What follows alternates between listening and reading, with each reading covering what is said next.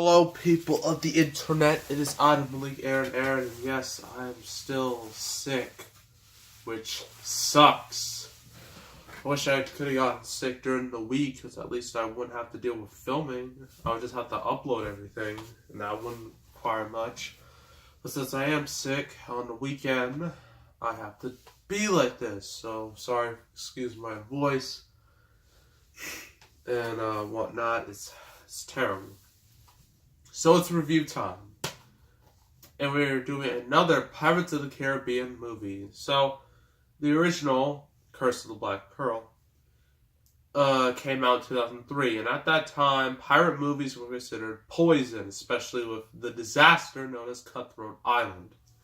But with the help of just having a fun, straightforward, swashbuckling adventure, with the advantage of that, and Johnny Depp's incredible performance as Captain Jack Sparrow, which nominated him for an Oscar. Yes, that's a fact. It was a huge hit. So obviously, there'd be sequels, which means money. And instead of just doing one, they decided to have like a back-to-back sequel sort of thing. So the two can go back-to-back for one another. This is the first one, or Pirates of the Caribbean 2, Dead Man's Chest. And then the third is At World's End, which I do have right here, but it's not in my current reviews, so that will have to wait. I don't want to watch these two back to back, because that's like 5 hours of my time. No one has time for that. Anyway. So this movie, when it came out, had the biggest opening day, opening weekend in history at the time. Made $135 million opening weekend. Now today, that's still a very good number. But back then, that was like the top one. As it beat Spider-Man, the original Spider-Man's $114 million. But Pirates' reign was short-lived, because the next year, Spider-Man 3 overtook it. And then The Dark Knight overtook that. And then Harry Potter and Deathly Hallows Part 2 overtook that. And then The Avengers took over that. The Jurassic World. And then Force Awakens. So yeah. If you have noticed, a lot of them are owned by Disney. So, it's like a mix between Sony, Warner Brothers, Disney, whatever. So it was a huge hit, and at the time, also, it was the third movie to ever gross $1 billion.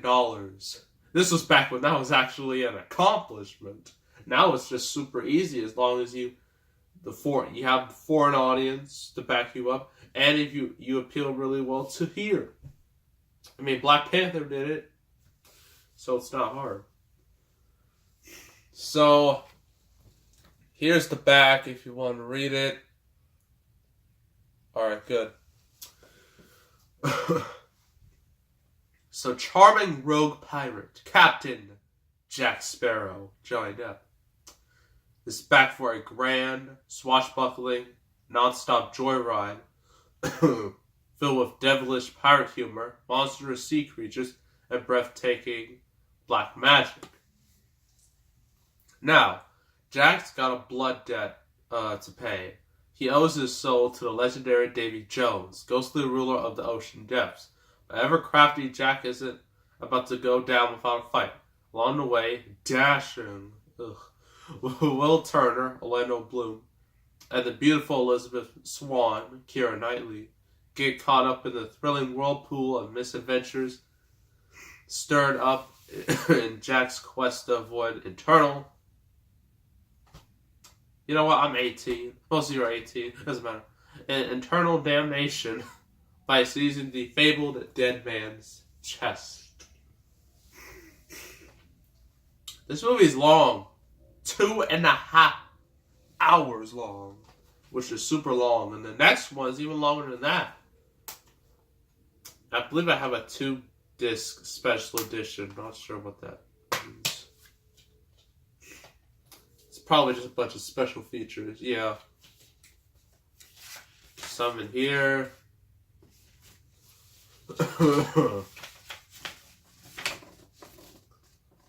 Ah.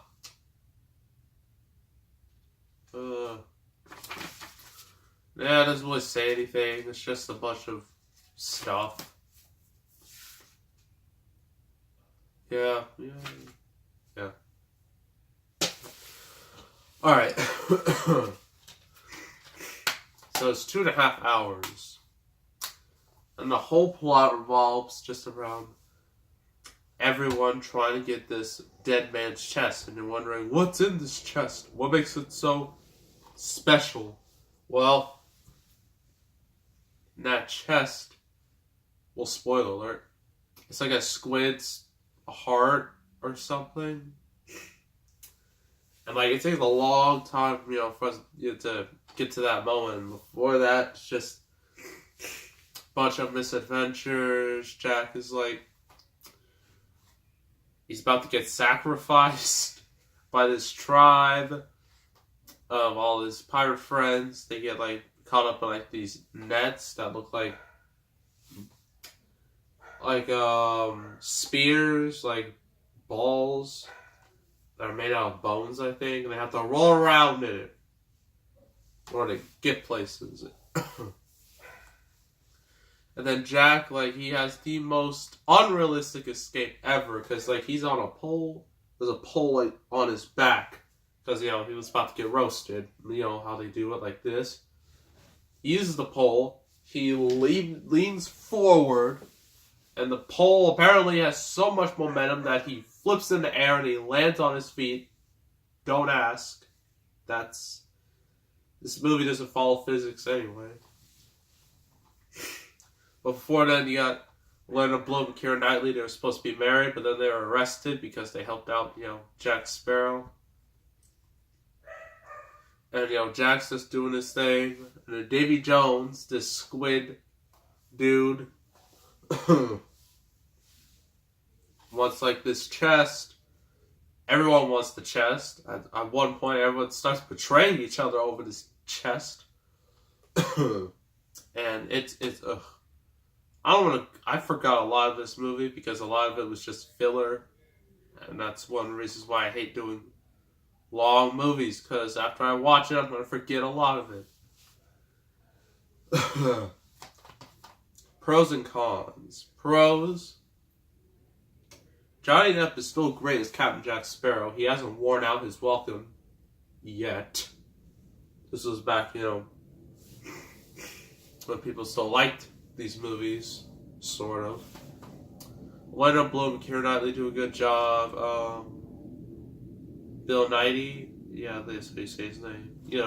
Mr. Davy Jones himself does a great job. Great CGI on his face. Considering this was 2006, it's very impressive looking. I guess that leads to another pro. The effects. You can tell Disney spent a lot of money on this. And its sequel. Back to back. So they spent a whole lot of money trying to make it as as visually stunning as possible. And it really shows. And the action scenes are very good. They're very entertaining, although they mess with physics, but no one cares about that. Ugh. Cons. Too long. 2.5 hours. This was 2 hours. Okay. 2.5 hours, you are really pushing it.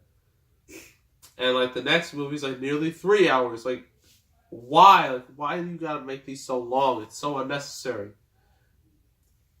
And I get they want to make these so epic, but I'm like, this is based off a Disney theme park attraction. How epic do you want it to get? I mean, honestly. And just the plot just gets like very muddled because of the run time. Like, we just go from here to here to here. And it just gets very tiring after a while. And you're just like, is it over? And then it keeps going like, oh. That's how I felt. But overall, it's not terrible, but it's just super long. And they try to make it more, epic. To try so hard to make it epic and make it like the next big thing. And they had something with the original, but with this and its sequel, they kind of. This is like the Matrix of pirate. This is like the Matrix trilogy of pirate movies. Because the first one was very well received, made a lot of money. Then this 2 came after that, ruined it. But unlike the Matrix, the pirate series kept going to a 4th movie and a 5th movie. And I'm not reviewing the 4th or the 5th because, no, that's just too much. I mean, maybe. You'll never know. Yeah, I never thought I'd do Ninja Turtles 3, but I did that, so. Overall, I'd give this either a 5 or a 6. 5.5 out of 10. If it was shorter and the plot wasn't as convoluted, it would be a lot better. But because of those things, yeah, it gets like a 5.5 out of 10. I wouldn't highly recommend it. I mean, it's considered by many to be the best Pirates sequel, which isn't saying a whole lot. But it's not terrible. So yeah, that's Dead Man's Chest. Next review. Remember when I did Armageddon? You know, that Michael Bay, Bruce Willis movie? Yeah? Remember that? Well, we're going to be doing the movie that is associated with it because the two have basically the same plot and whatnot. And it is Deep Impact. So that'll be the next review. So make sure to subscribe, like this video, leave a comment. I will see you all next time. And I am out.